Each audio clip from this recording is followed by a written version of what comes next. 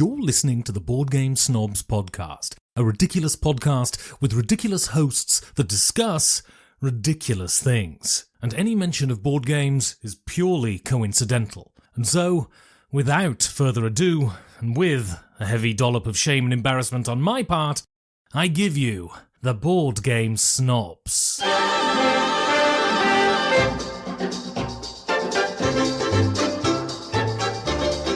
And go. All right, what? You started off really without me being ready because I was looking at our Discord. I am never on our Discord. Yeah, I know. But I get on there occasionally and just be like, what's going on? Posting stuff. And you are Jerry Baker. Somebody wanted to do a shame con And I'm Gabi. where you bring the board games for which you have not played that are on your shelf to said shame con to play at the shame con. That's a great idea, Dorian or David Allen. I can't remember which one did it, but yeah. Ah, that's good. I like that idea. We have a few games that would be played. Yeah, I guess. One is Pendragon, the coin game we will never play. No, you bought the hardest, and I don't want to mess with it. I've kind of given up on coin games, to be honest. Yeah, they're, well, me too. Of the half a game I've played. Rodney likes it. Yeah, I know. It's one of those things. It's like, I feel like I'm not giving it a fair shot, but at the same time, we had the Cuba Libre set up, we're playing it, and like nobody was really, I don't know, it just wasn't hitting. I just play Root.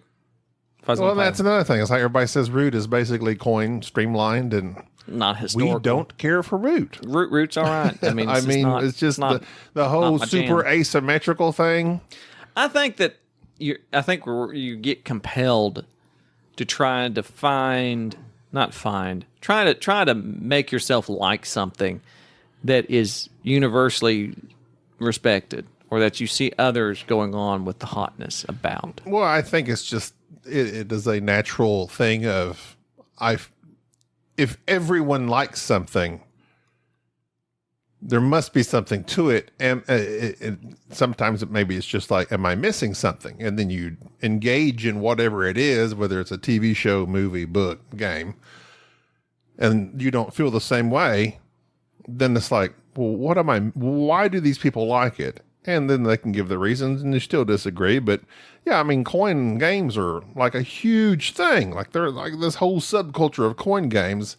And you used to play, that's like war gaming basically, right? War gaming, yep. And I enjoy a lot of war games.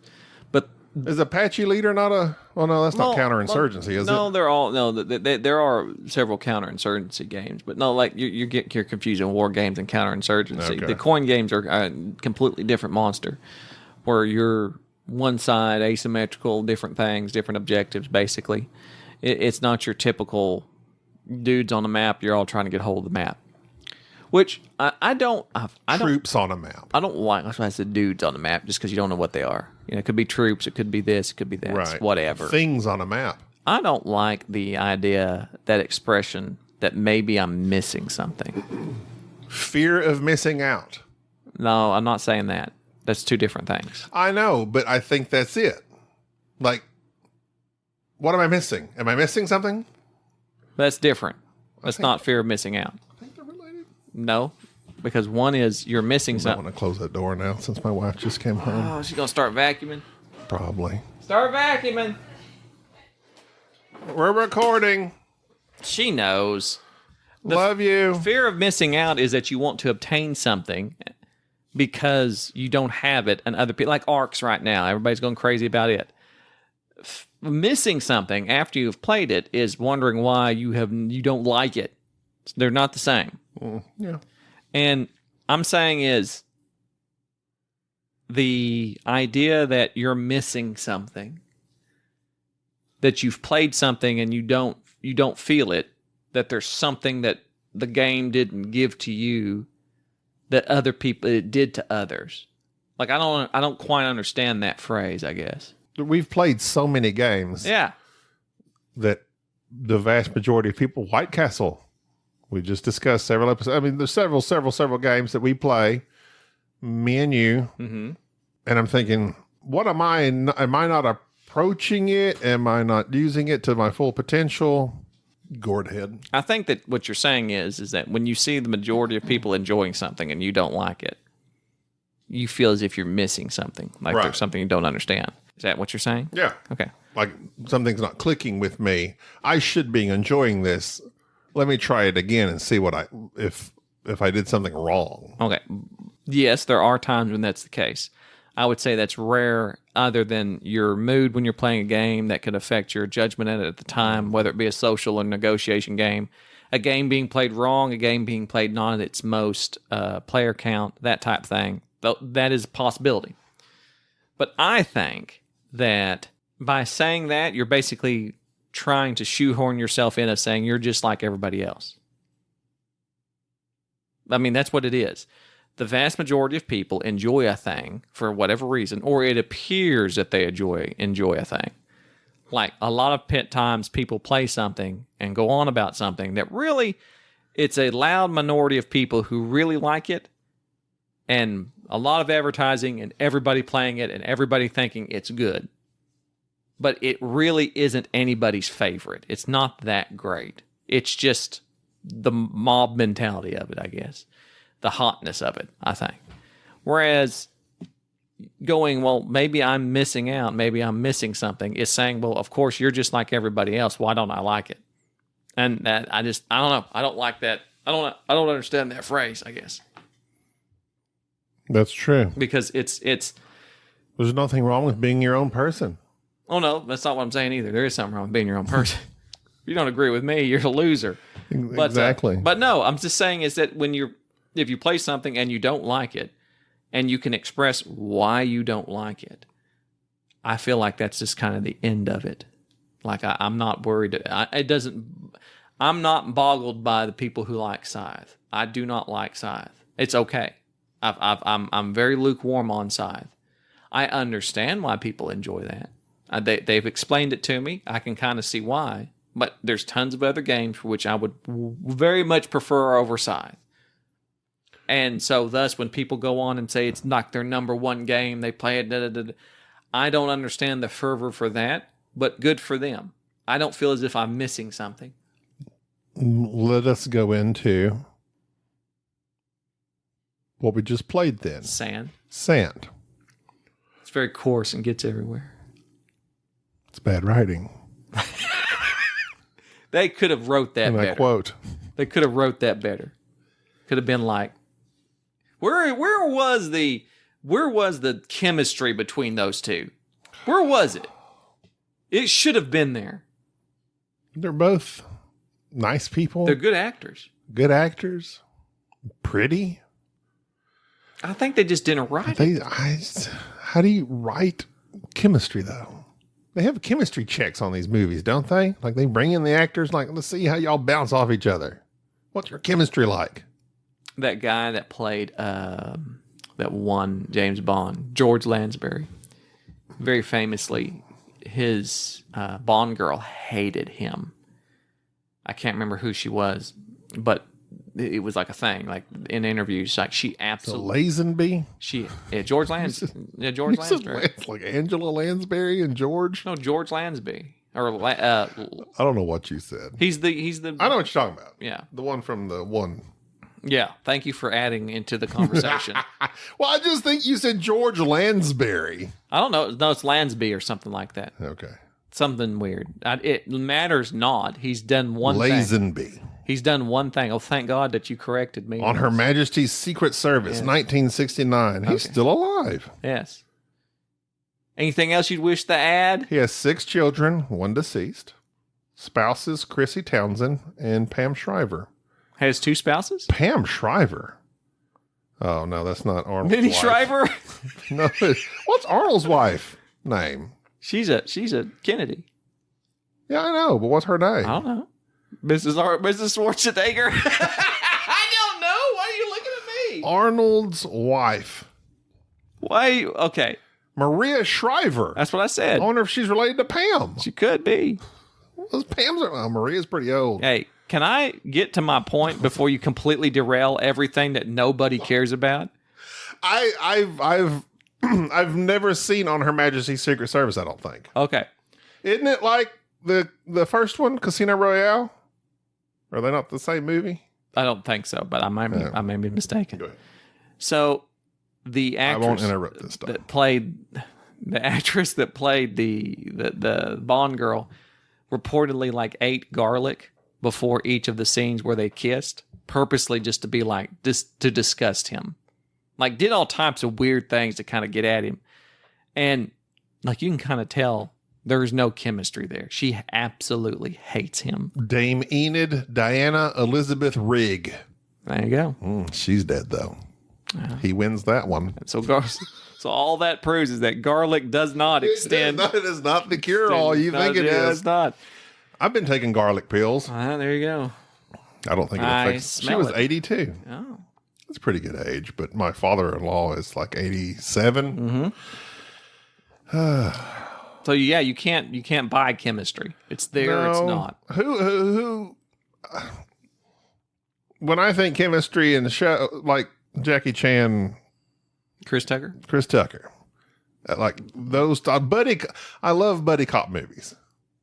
Buddy cop show, just the buddies thing. Martin Lawrence and Will Smith. I like the first Bad Boys. Like I just love that dynamic when you have two people bouncing off each other, and I think that's why I like a lot of podcasts that have that, if they have chemistry. Correct. And I think that's what people look for.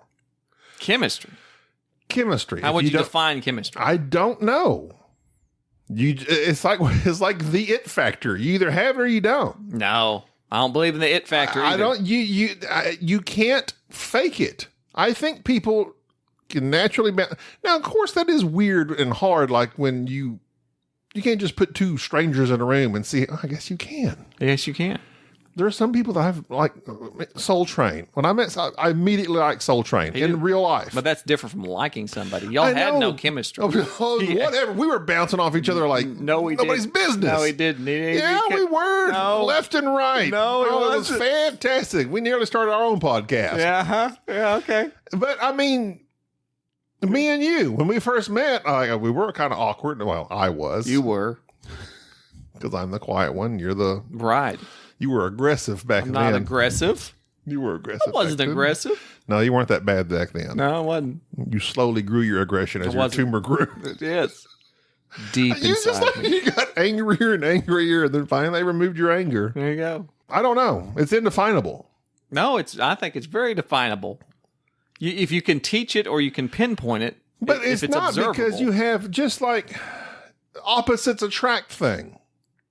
You can have two people completely different from each other, completely different characteristics, put them together, the way they go together just works. It's just the odd couple thing. He's buttoned up and straight-laced. He's a loose cannon. All right, the Odd Couple was not about chemistry. The Odd Couple was exactly the display of two people driving each other insane because of their lack of chemistry. I know, but it just but people watch the movie or the show Grumpy Old Men. You have these. Well, they weren't that different from each other, but that's a good. I need to watch that movie again. Grumpy Old Men. Yeah. It's just two people on screen or on a podcast or whatever that just jive and it works. And of course, you have to relate that to subjectively what you enjoy.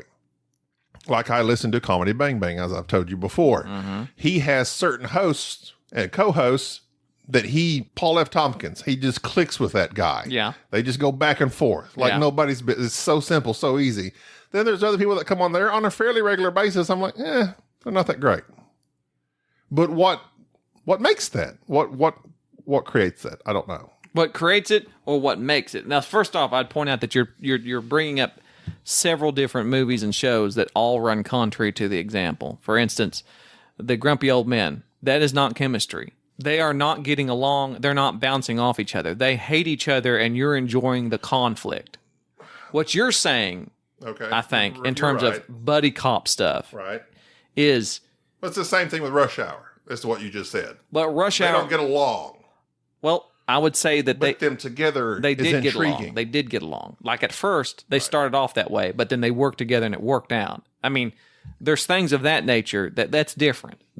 So you you figure out whether or not you're enjoying the conflict that's caused by the complete different attitudes of the people, or are you actually enjoying the chemistry that these people have that they play into thing, like Pam and Jim on The Office. Right. That's like a let's be just the most recent thing I can think of in terms of like a romantic chemistry, or like you said with Rush Hour and things of that nature. That is definable because you can observe it. Thus, it changes it. No, you can observe it and see what these people are doing and what makes it work. Just as you can pinpoint why it doesn't work when somebody doesn't have chemistry. Like, you can define it. Okay, but you asked, like, with George Lazenby and Madam Rig, why didn't that work? She just hated him personally, and thus it translated to the screen. She hated him. That's sad. And doesn't mean that there are people who don't like each other. Like Chips, those two guys didn't get along. California Highway Patrols, yeah. John Baker was the character. Can't remember the guy's name. And Estrada. You know, that's Chris Pine's dad. Yeah, it is. Yeah, and they did not like each other, apparently. That's why he was not welcome back on the thing. Sadly, that's the same thing they said about the Lethal Weapon TV show, which I really liked. It had Damon Wayans and the other guy. Apparently, the other guy was a real crazy nut job, kind of just everybody caused lots of problems on set. Yeah. It was a great show. I like that show. Yeah.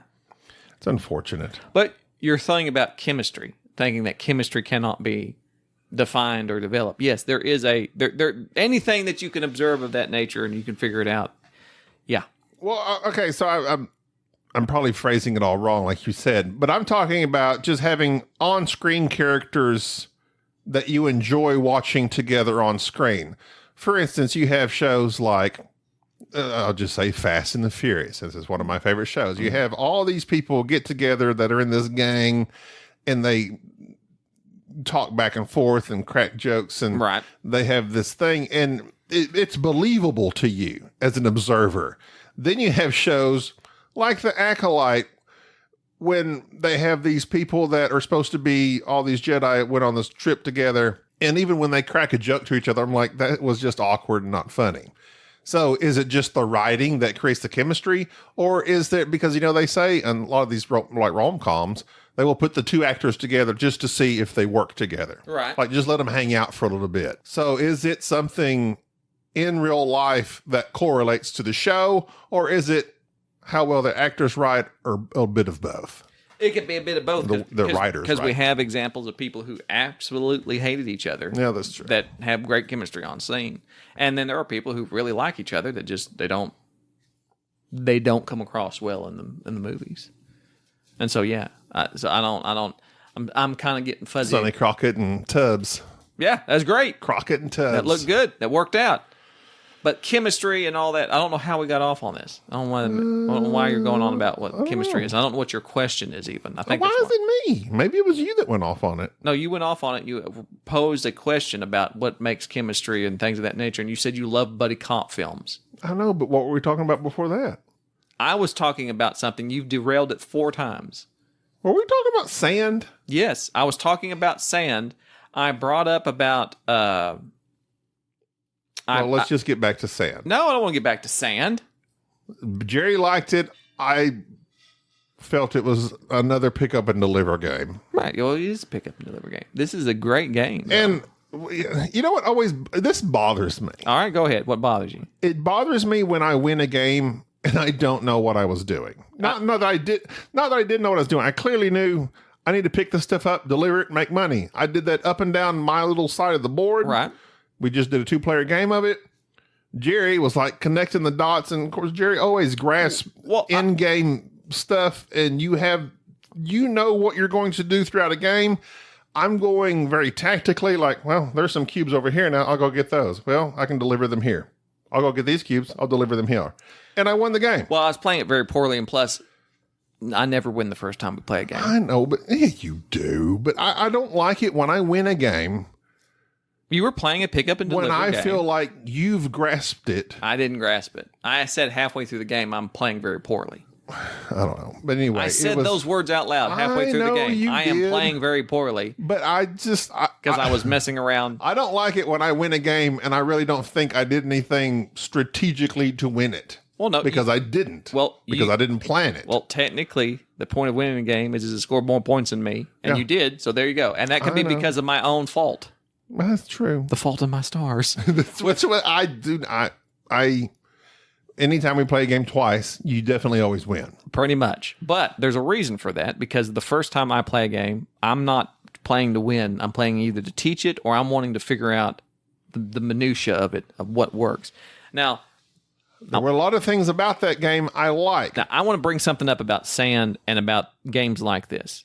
And I thought about this when I went to Wendy's while you ate your salad. I didn't want to eat Wendy's in front of you. It's okay. I went and but I did after you ate your salad.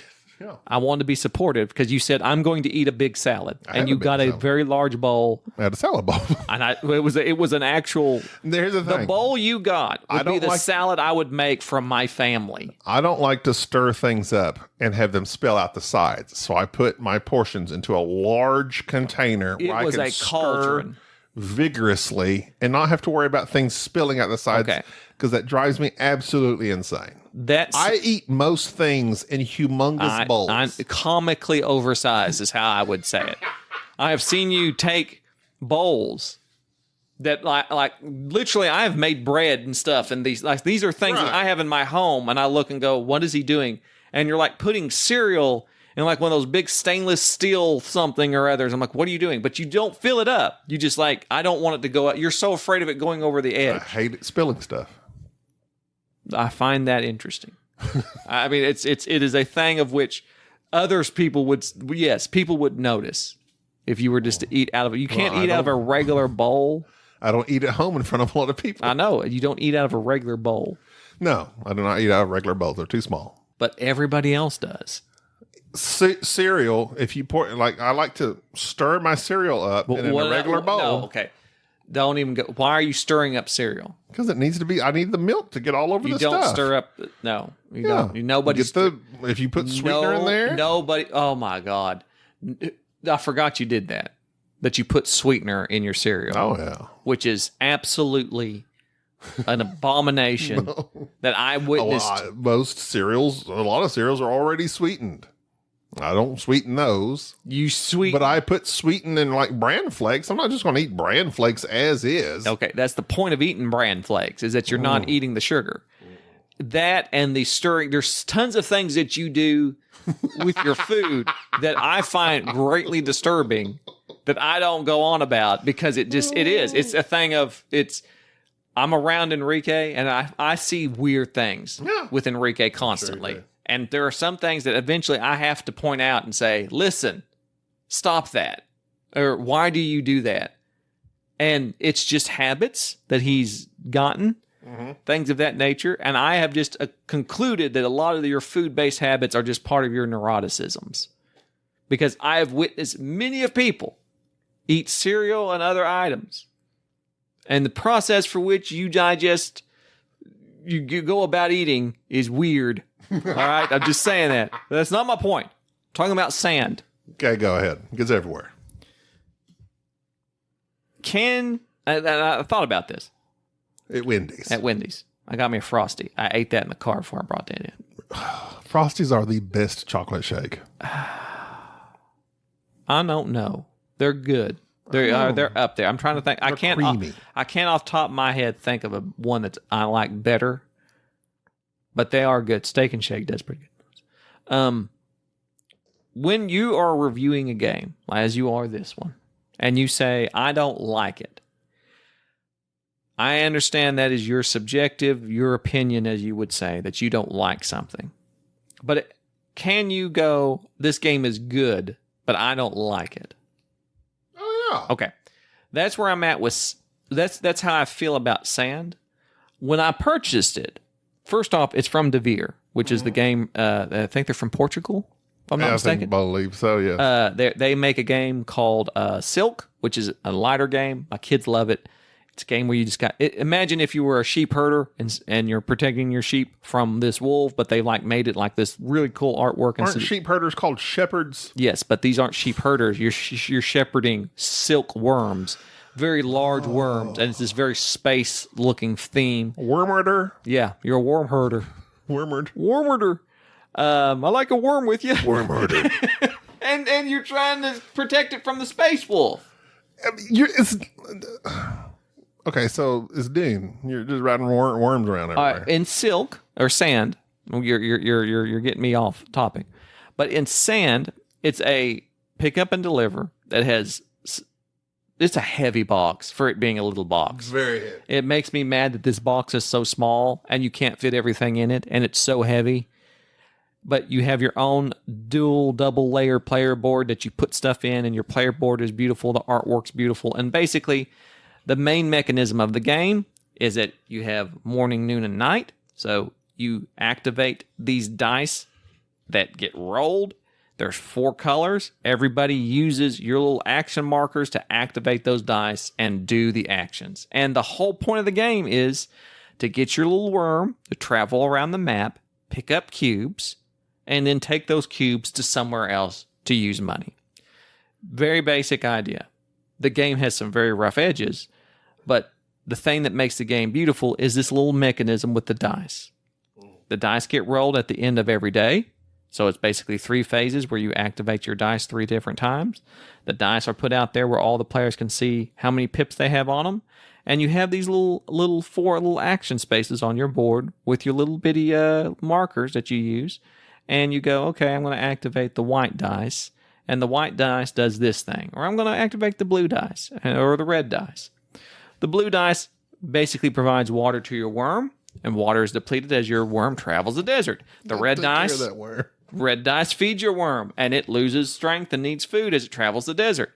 The white and black dice, you have to use both of those to heal your worm until it gets upgraded. Thoughts and prayers. Thoughts and prayers. And literally, those are what those are. The black dice gives you a little bit more prestige that you use to gain more money when you sell your items. And the white dice, it's literally adds to your prayer track. And your prayer is what helps you adjust the pips on the dice. So it's very, very easy little mechanism.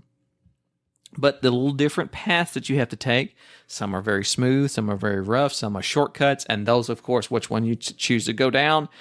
Some are faster, some are slower. They make it harder, and you have to expend more resources to get around.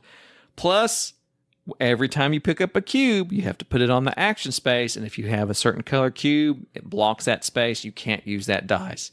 You can. There's a great tutorial video the Meeple University people do. It's like 25 minutes. The rule book in this game is very hard. I've seen a lot of people complain about it. It's the rule book. It feels like it's a poor translation, like it skips over some stuff, and it's organized in a way that's not very intuitive. But watch the video; it explains it perfectly how to play the game.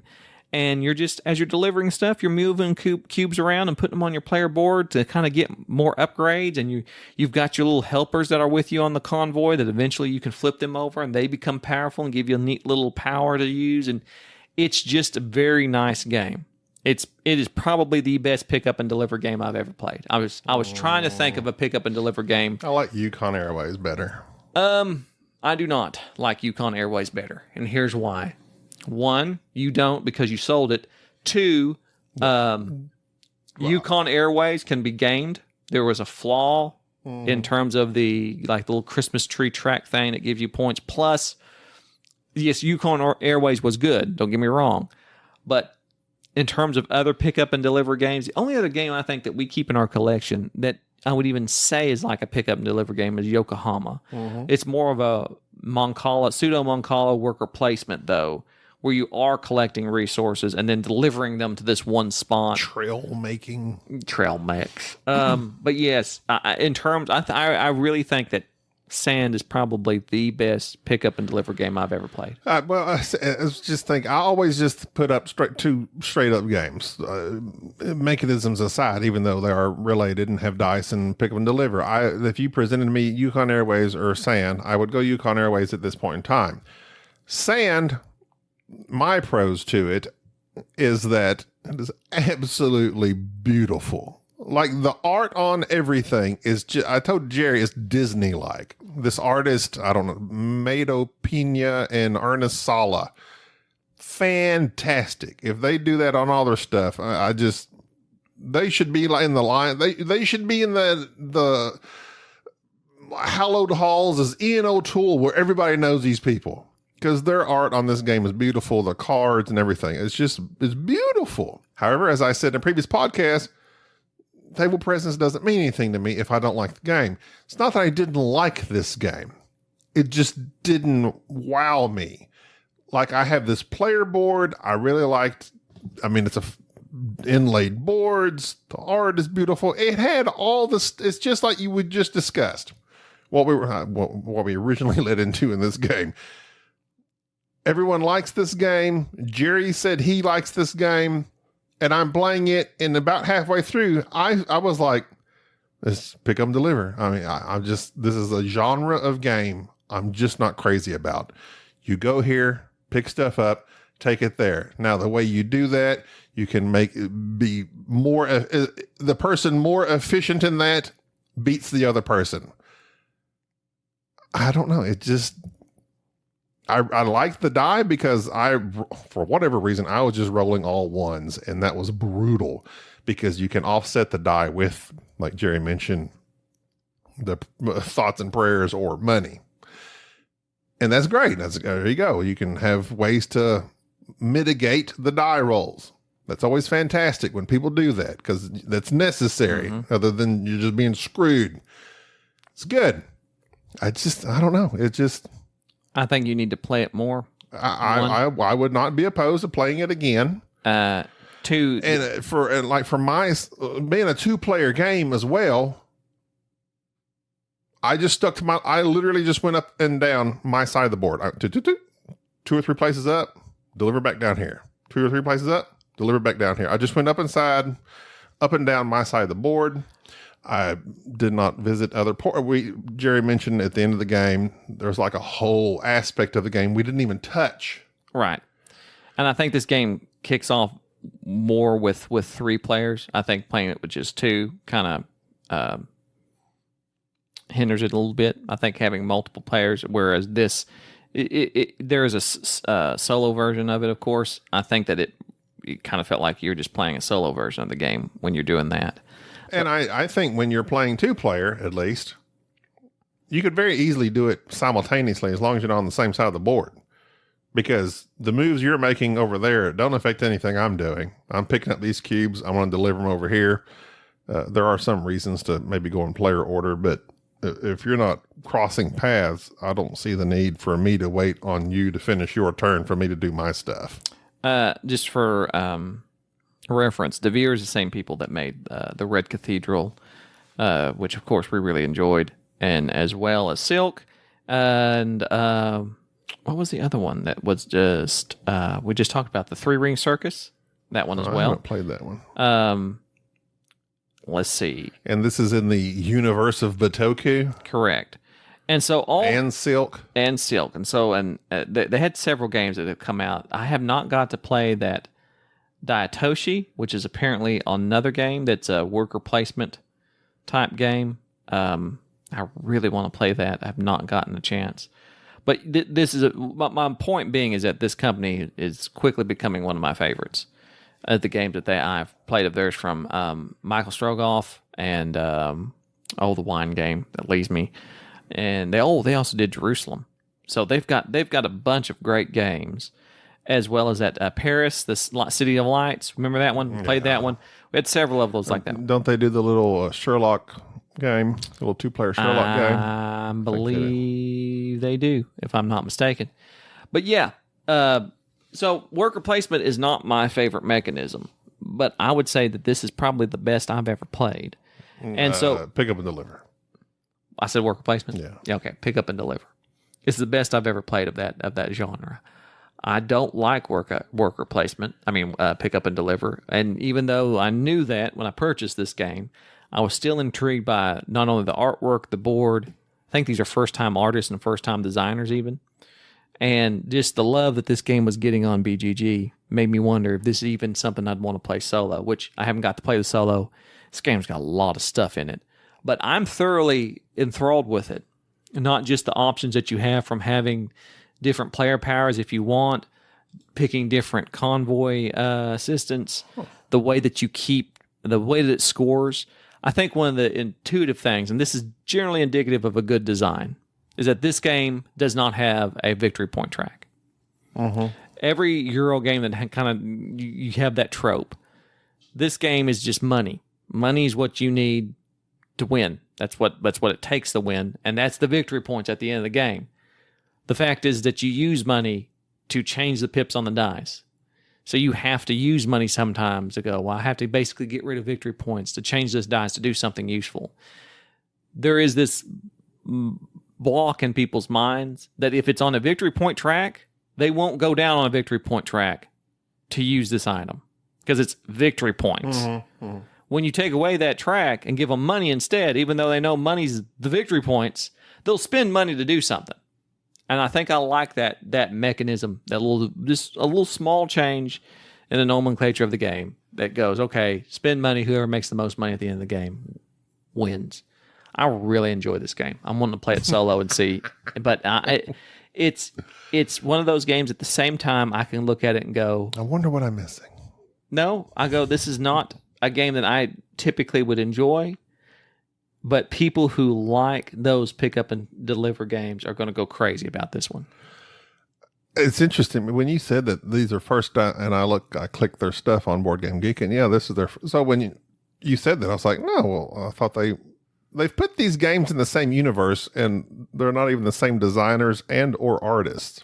Yeah. So I guess DeVere has just said we're going to make all these games in this universe. Like, do they have the same art? Stylings? I don't see how they could with different artists. Silk does. Silk has a very similar. Probably the color palettes are different, but it's very similar. Just the artwork. worm thing. The worm. They're all about the worms. Like that. But sand, I enjoy it. Jerry kept saying I got to take care of my worm. Well, I mean, that's what you got to do. Got to feed my worm. Don't abuse the worm. What? Because you're just like, I want to travel. Oh, I ain't got enough water. Oh, I ain't got enough food. I'm like, no. My worm was thirsty and hungry a lot. Like, no, if you're not. And care. Like, one of those just hearts. Like, just you're caring for your health. But it was a heart. So it's like, oh, you love your animal. Yes. Your worm. You work, it's health. It's losing health. And if you can't pay those things. And they kind of made it like if you ever seen A Bug's Life. You know, the big caterpillar. The German caterpillar. He was very lovable. Ooh. And that's kind of how I envisioned my worm. That's a caterpillar. It's not a worm. It's a type of worm. No. Worm-like. It's not cat. No. It's not. It's wormy. It's not. But they're long and wiggly. They're not. They're not worms. I know, but they are worm-like. No, they're not. They are not worm-like. Oh, and speaking of that. Caterpillars have legs.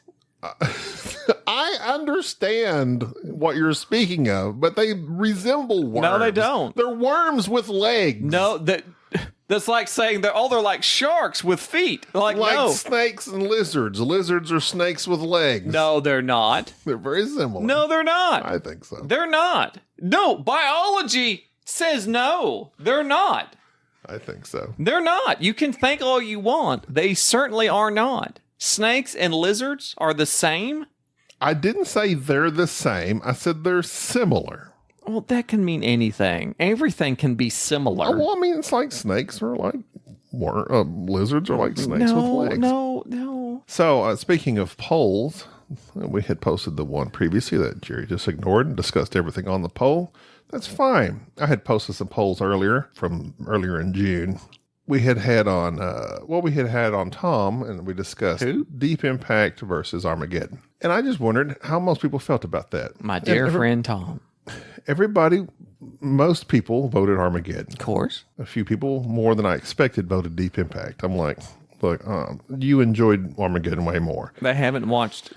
No, I guarantee you these people that watch Armageddon haven't watched Deep Impact in a long time. I've seen it, and just I like Taya Leone, and I like Elijah Wood. Other than that, but I also put A Bug's Life and Ants.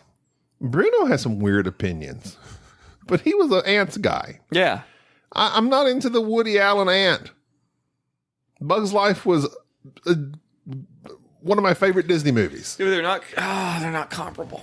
I know, but they're two bug movies. Yeah, but they're not meant to be the same just because they're made for bugs. And then Bruno wanted me to post Leviathan and Deep Star 6. What? They're two 80s like monster movies under the sea. Oh, okay. Under the sea. Everybody voted Leviathan. Oh, Dante's Peak and Volcano. Dante's Peak won, as it should have. Well, Tommy Lee Jones stopped that volcano in Los Angeles by pushing cars up against a wall, didn't they? I just remember it being a horrendous movie. Dante's Peak is somewhat enjoyable, even it's super cheesy, and Volcano I did not enjoy at all. Dante's Peak was all those were kind of just weird. They're all bad. But Dante's Peak, where Grandma just jumps out and pushes the boat for no reason, Melts in the water. that is completely what Grandma would do. Just like, Grandma, we've got this covered. What do you do? They were right there. Well, what are you doing? They were right there. Yeah. And just gets out and pushes. It's like, Grandma. She wanted to be a martyr. But ants and bugs are not anywhere near this supposed to be the same show. I know, but I equate them the same. I know, but they're not supposed to be. But A Bug's Life was more entertaining. Ants, I just did not like Ants. It was a Woody Allen movie, just animated. I didn't care for it. Anyway, that was another poll. Don't even get me started.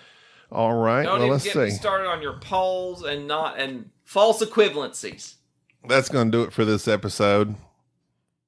Next week, we're going to discuss Sky Team. I I like. a Spiel des Jahres nominee. He's gonna win. Have they already done that yet? It's September, I think. Oh, really? August. Wow, they put that out way in advance, don't they? Okay, well. It's gonna win. Did we like it? Stay tuned and find out. Until next week, I like the name. I'm Gabi. It's Jared. Bye-bye. Thank you for tolerating this episode of the Board Game Snobs. Stay classy.